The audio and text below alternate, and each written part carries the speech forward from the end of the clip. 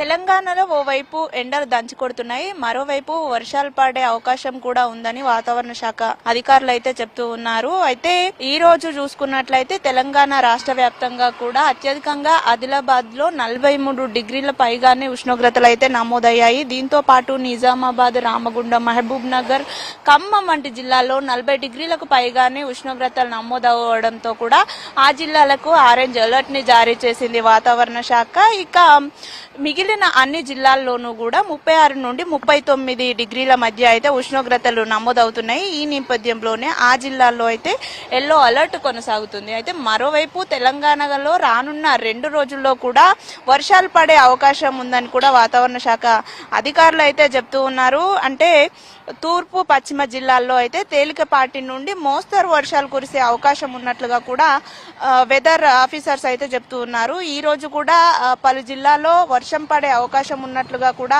ఆయా జిల్లాలకైతే హెచ్చరికలను జారీ చేసినటువంటి సిచ్యువేషన్ అయితే మనకుంది.